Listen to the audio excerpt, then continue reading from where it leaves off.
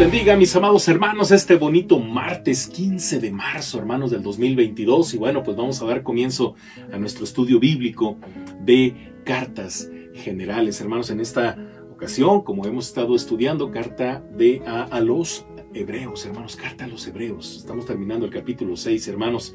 Y bueno, pues vamos a ponernos en las manos del Señor, hermanos, y que el Señor nos bendiga, hermanos, en esta bonita reflexión. Oremos. Padre, en el nombre de nuestro Señor Jesucristo, te agradecemos por tu palabra, por todas las bendiciones, Dios, pero tu palabra que nos sustenta, porque reconocemos que no solo de pan vive el hombre, sino de toda palabra que sale de tu boca. Creemos, mi Dios, en esa hermosa palabra, porque tú cada día, Padre, que pones la mesa puesta con toda la intención de bendecir nuestro corazón. En el nombre de Jesús nos encomendamos a ti, Padre. Amén. Amén, mis amados hermanos. Acuérdense, estamos por ahí, hermanos, estudiando, ¿verdad?, el tema de las exhortaciones. Acuérdense que el escritor hizo un breve paréntesis de los versículos del capítulo 5, versículo 11, hasta el capítulo 6, versículo 20, que básicamente es todo el capítulo 6. Y bueno, hermanos, aferraos a la promesa de Dios, es el punto B. Aferraos a la promesa de Dios. Y estamos en el punto número 2 de este punto B, herederos de la promesa, versículos del 16 al 20, hermanos. Y bueno, después de aportar la ilustración que muestra a Abraham como receptor de la promesa, el escritor de la epístola, hermanos, aplica la enseñanza de la promesa a todos los creyentes, así como Dios aseguró a Abraham la veracidad de su palabra, y para ella hizo un juramento. Así también, hermanos, los creyentes, llamados herederos de la promesa, Dios les confirma un juramento. Dice el versículo 16, porque los hombres ciertamente juran por uno mayor que ellos, y para ellos el fin de toda controversia es el juramento para confirmación. Hermanos, tal como lo revela la Escritura, el pueblo judío prontamente recurrió a hacer juramentos. Así es, hermanos, podrían jurar por el cielo, por la tierra, por el templo, por Jerusalén o en el nombre del Señor Dios. La mayoría, hermanos, de los juramentos eran hechos en el nombre de Dios o aquellos que se asociaban con Dios, como por ejemplo el cielo, el templo o Jerusalén mismo. Eso no significaba, hermanos, que el judío identificase a Dios con los objetos usados como sustitutos, sino más bien que los judíos del tiempo de Jesús no tomaban sus juramentos seriamente. Jesús prohibió, hermanos, ese juramento ahí en Mateo capítulo 5, versículos del 33 al 37, a causa de esa práctica pecaminosa.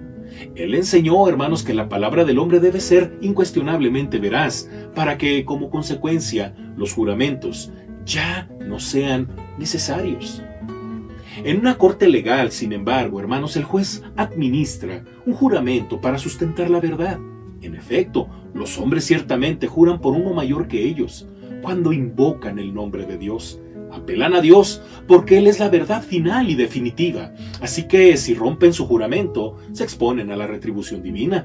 El juramento establece entonces la verdad en toda disputa. Versículo 17. Por lo cual, queriendo Dios mostrar más abundantemente a los herederos de la promesa la inmutabilidad de su consejo, interpuso juramento. Una vez más, hermanos, leemos un argumento que va de menor a mayor. La epístola a los hebreos, hermanos, está repleta de ejemplos de este tipo de argumentos. El hombre, al apelar a Dios, establece la verdad en un asunto determinado. Cuanto más significativo es, por comparación, el juramento que Dios hace para confirmar la seguridad del cumplimiento de sus promesas a aquellos que las han recibido. El mensaje que el escritor de Hebreos transmite es el que el hombre puede confiar en la plena veracidad de Dios. En realidad, hermanos, el juramento que Dios hace es superfluo, ya que Dios mismo es verdad. El hombre, a causa del pecado, confirma la veracidad de sus palabras invocando el nombre de Dios. Pero Dios no necesita establecer la verdad. La oración de Jesús al Padre, por ejemplo, testifica: tu palabra es verdad, ahí en Juan 17:17. ¿Por qué entonces formula a Dios un juramento? Hermanos, Él desea demostrar efectivamente a los herederos de la promesa que pueden confiar plenamente en su palabra. Acomodándose a las costumbres humanas, Dios hace un juramento. Él se da cuenta, hermanos, de la débil fe del hombre. Por consiguiente, para darle al hombre una seguridad adicional de la confiabilidad total de la palabra de Dios, Dios da esa afirmación extra. Cuando leemos, por ejemplo, hermanos, Génesis 22, del 16 al 17, nos da la impresión, hermanos, de que Dios le hizo la promesa específicamente a Abraham, puesto que es él quien obtiene la promesa, hermanos. Ciertamente te bendeciré, le dice Dios a Abraham. Pero el escritor de la epístola a los hebreos, hermanos, extiende la aplicación de la bendición divina a todos los creyentes, llamándolos herederos de la promesa. Esto significa que la promesa de Dios a Abraham trasciende los siglos y es en Cristo tan pertinente hoy en día como lo fuera en los tiempos de Abraham, como lo leemos, por ejemplo, en Gálatas 3:7 o versículo 9 y versículo 29. El juramento, hermanos, que Dios le hizo a Abraham era también para nosotros, para fortalecernos en la fe. Cuando el escritor dice, queriendo Dios demostrar más abundantemente a los herederos de la promesa la inmutabilidad de su consejo, nos recuerda, hermanos, que el propósito de Dios es el de hacernos herederos. Además, según la voluntad de Dios, este propósito ha sido determinado en la eternidad, hermanos. Si usted lea por ahí Efesios 1, del 4 al 5 y versículo 6, el propósito de Dios, hermanos, de salvar a los creyentes en Jesucristo es firme, inalterable e inviolable.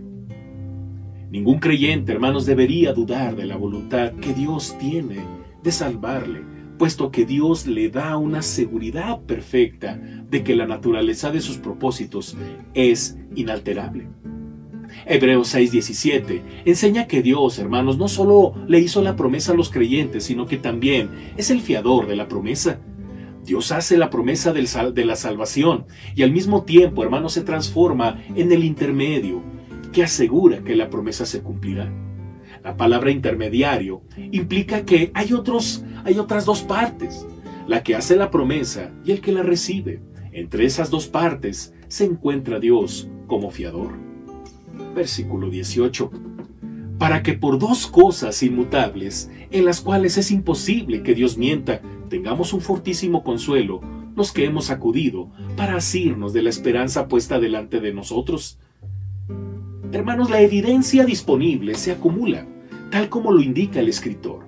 Dios ha dado su promesa inmutable y ha confirmado esta promesa con un juramento inmutable. Aparte de notar estas dos cosas inmutables, el escritor, hermanos, declara que Dios no puede mentir. Estas expresiones tienen una redundancia incorporada, ya que Dios es por naturaleza la personificación de la verdad. Dios no es hombre para que mienta, ni hijo de hombre para que se arrepienta, según Números 23:19 y pasajes subsiguientes. Entonces, hermanos, si Dios se acomoda a la costumbre humana de hacer un juramento para establecer la verdad, la implicación es que cuando un cristiano rehúsa aceptar esta promesa de salvación confirmada con un juramento y se vuelve al pecado o a otra religión, se arriesga a ser un blasfemo. Esta persona da a entender que no se puede confiar en la palabra de Dios y que Dios es un pérjuro.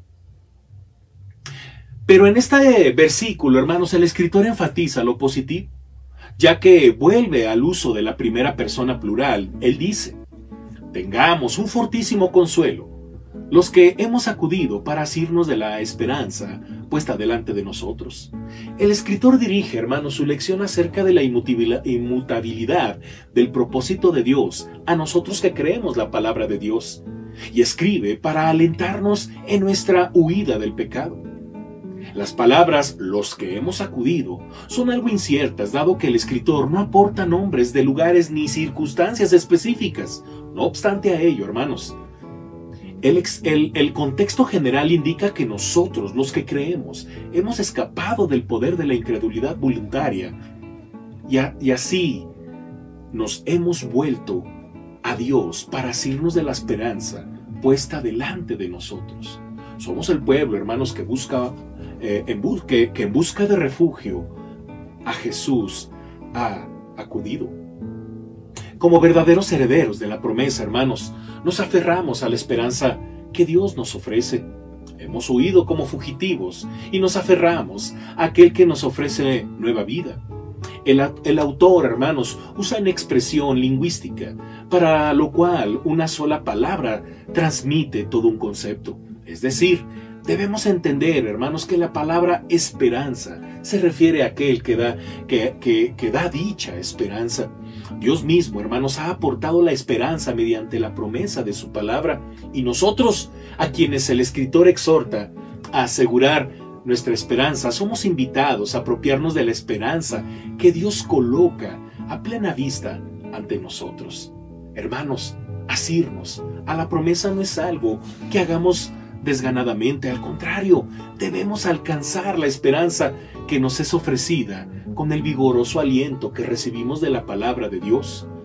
Resumiendo, Dios, hermanos, nos ofrece esperanza y al mismo tiempo nos insta seriamente a que la aceptemos y nos la apropiemos. Vamos a dejarle hasta aquí, hermanos. La siguiente semana, si Dios nos lo permite, continuamos con esta bonita reflexión sobre los herederos de la promesa. Oremos. Padre, gracias te damos por esta porción que hemos meditado de tu palabra. Gracias, mi Dios, porque eres fiel y porque nos recuerdas, mi Dios, esas promesas que tenemos. Mi Dios, tu promesa es perfecta, porque no cambias, mi Dios, y porque no es necesario que nosotros tengamos otra manera de sentirnos seguros, sino el simple hecho de creerte a ti, porque tú eres verdad y tu palabra es verdad. Gracias, mi Dios, por esa esperanza que tenemos en Jesucristo, quien murió por nosotros, mi Dios, en la cruz. Gracias porque podemos estar delante de ti todos los días, mi Dios, alimentando esa esperanza por medio de tu palabra. En el nombre de Jesús, que tu iglesia sea una iglesia de esperanza, porque es heredera de tu promesa, mi Dios, en el nombre de Jesús. Amén.